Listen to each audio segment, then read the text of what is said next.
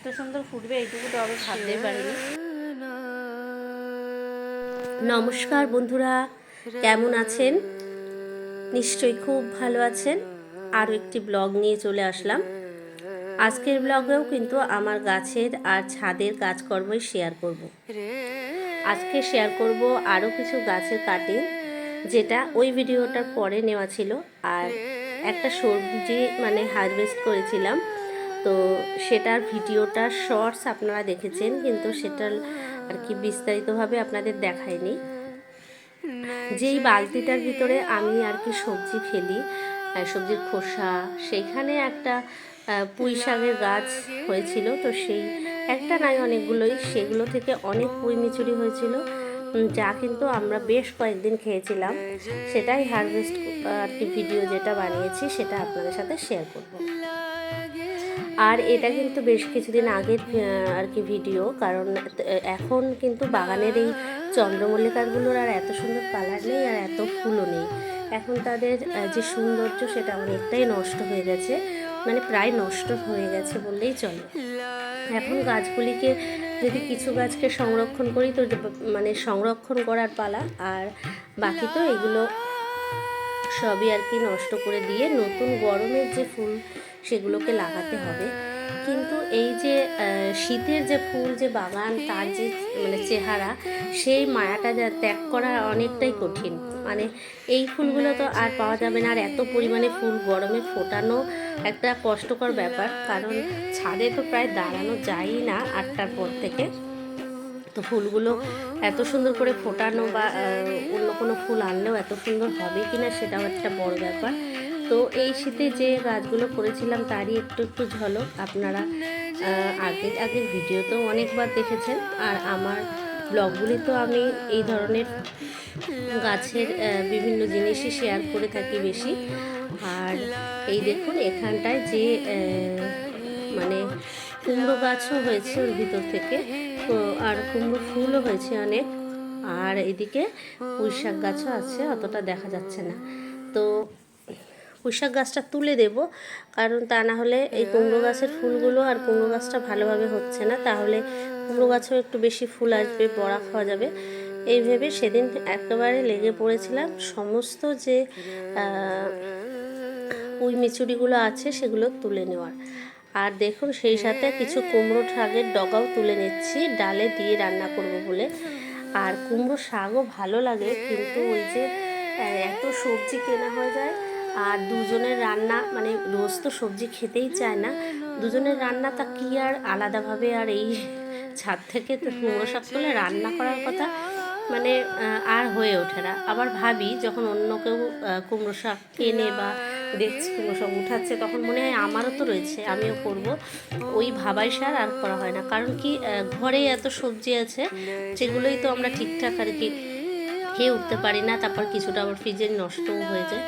তার জন্য মেম্বার বেশি থাকলে একটা সুবিধা আছে কি, যে একজন এক এক রকমের আর কি আইডিয়া দেয়, বা একজন একটা আবদার করলো, তো সেইভাবে রান্নাও কিন্তু অনেক রকমের হয়। এক্ষেত্রে আমি যা খাবো সেটাই আর কি বৃষ্টিও খায়, ওর আলাদাভাবে সবজির কোনো রিকোয়ারমেন্ট আলাদাভাবে থাকে না।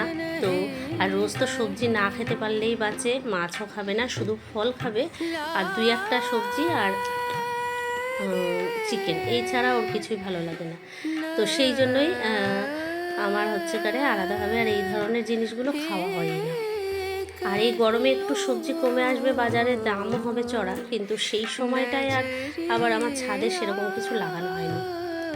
এখানে একটা ব্লাউজ শেয়ার করছি, ব্লাউজটা কিন্তু ঘরেই বানানো, আর এটা আমার একটা বেশ সুন্দর একটা শাড়ি কিনেছিলাম, সেটা পরা হয়নি, সেটার ব্লাউজ। ওই আমার পাশের বাড়িতে একজন দিদি আছে, তো ওর পাড়ে ব্লাউজ বানাতে। এটা প্লেন কাটেরই বানিয়েছি, বাটি কাট বানাইনি। প্রথম দিকে কেমন কি হয়, তো ওর সহযোগিতায় আমি ব্লাউজটা যে প্রায় ও অনেকটাই করে দিয়েছে আমাকে, বানিয়েছি, সেটা দেখালাম। আর এখানে দেখুন, আমি কিন্তু নতুন একটা নাইটি কিনেছিলাম, তো সেটার আর কি যে হাতা লাগানো বা সেটাকে কেটে ছোটো করা, সেগুলো করতেই এখন ব্যস্ত। আসল কথা, আমি নিজের কাজ নিজে যতটা পারি করতে ভালোবাসি। দোকানে দিলে তো খুব তাড়াতাড়ি হয়ে যায় আর মানে কোনো সমস্যা তো হয় না।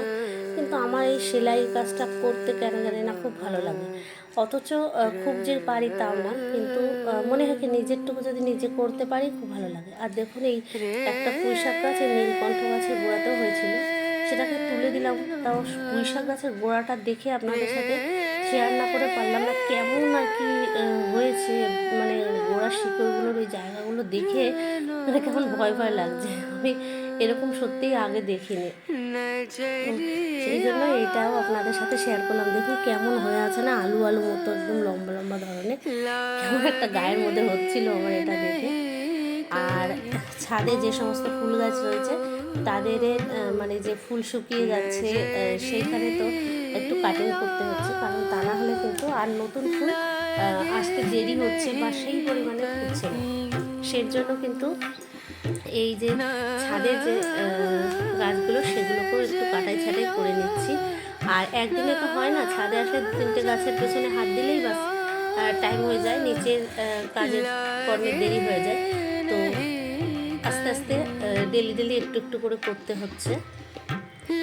এই দেখুন এটা কিন্তু আবার তারপরের ভিডিও। এই দেখুন এই গাছটা কেমন হয়ে গেছে ফুলগুলো, তো এরকমই। আর ব্লগগুলো যে আমার ডেইলি ব্লগ বলতে একদিনের বা দুদিনের মিশিয়ে যে ব্লগ, সেই ব্লগ কিন্তু খুব কমই আপনারা দেখতে পান, কারণ আমার কিন্তু বেশ কিছু আগের শুটিং করা ভিডিও থাকে, সেগুলোও আমি দিই, কারণ আমার পক্ষে সম্ভব হয় না ডেইলিটা ডেইলি আর কি শ্যুট করে দেওয়ার। এটা আপনারা বুঝতে পারবেন আমার যারা আগের থেকেই ভিউয়ার্স।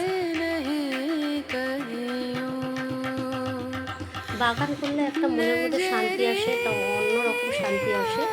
জীবনে সবারই আমাদের কম বেশি কিন্তু টেনশন আছে, তো সেই টেনশনটা অনেকাংশে ভুলে থাকা যায় এই গাছের যত্ন, গাছের পরিচর্যা এবং গাছের বিভিন্ন কাজ করে। কারণ আমি নিজে অনেকটাই ফল পেয়েছি। আমি লাস্ট ইয়ার এরকম বৈশাখ মাস থেকে যে ভীষণ রকম টেনশানে ছিলাম, তো যখন হঠাৎ করে এই টেনশানগুলো শুরু হয় তখনই তো আর এটার সুরাহা হয় না। তবে আস্তে আস্তে আস্তে আস্তে আমি আমার গাছদেরকে নিয়ে আমি কিন্তু সেই টেনশানটা অনেকটাই কাটিয়ে উঠতে পেরেছি।